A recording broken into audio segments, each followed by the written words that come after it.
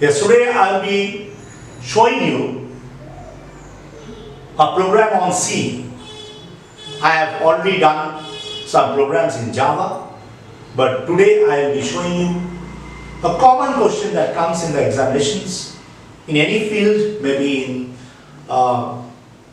BCA, BTech, anywhere. So how the logic is there and what the program is there, you have to think first of all. So whenever you see a program to find the factorial of a number, this is a common question, you find a program to find the factorial. So what is the main thing is the factorial of the number. So how you know that what is the factorial? So first of all, the number you have to find out first. It can be an Armstrong number that comes, it can be a Krishnamurti number. There are so many numbers. I'll be doing one after the other. But today the factorial of a number. So suppose the factorial of a number, I say suppose 5. So I will find the factorial of the number 5. So that means the number 5 has to be inputted. Now, if I manually do the factorial of a number of 5, that means I have to multiply 1 into 2 into 3 into 4 into 5. So if I do that, 1 into 2, so 1 is 2, 1 is 2, 3 to the 6, 6 4 is 24. So 6 4 is 24, so 24 into 5, 5 4 is 20, 5 4 is 22, 0, and 5 2 is 10, and 2, 120. So the output comes as 120, output comes as 120. Now, so you see that number 5 has to be accepted. So it's a positive number, how in line. If it is not a positive number, you may try again run. So slowly by slowly when I do, you will find. So first of all, I have to give hash is a preprocessor and I include the std.h standard library functions in my program. There is a library. Okay, from the library we are taking means we are including the particular header file in our program. So now we start with the main, that means the engine that runs. So the main file, the main program. So void main, and there will be a curly braces over here. There's a curly braces. So this is the block from here main, and the last of all there is a block there. So opening braces will be equal to the closing braces.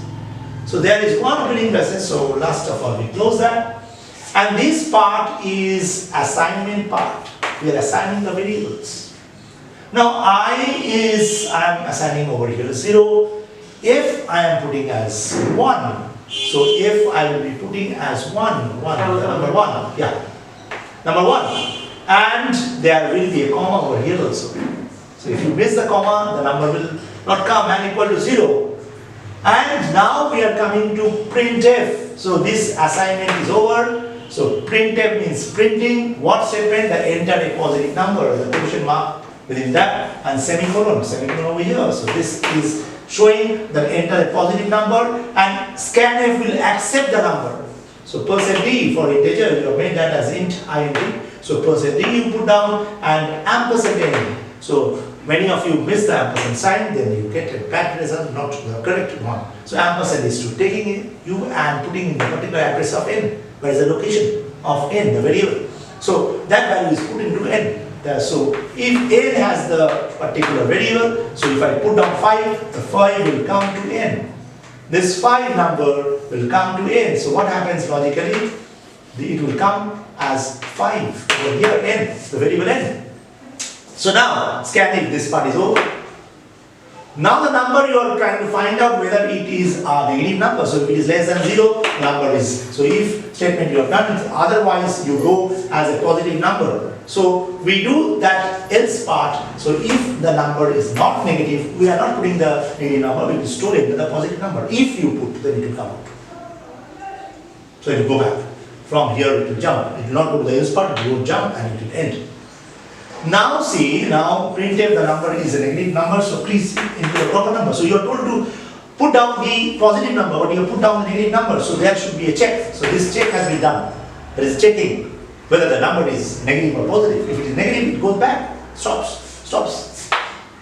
Now, if the number is positive, so else part comes in. So you are making a for loop. Your intention is to 1, 2, 3, 4, 5. Up to the n term, that is n. So 1 to n. So 1, 2, 3, 4, 5. 5 is the last number, 5, and incrementing by I plus plus. Incrementing by I is incrementing.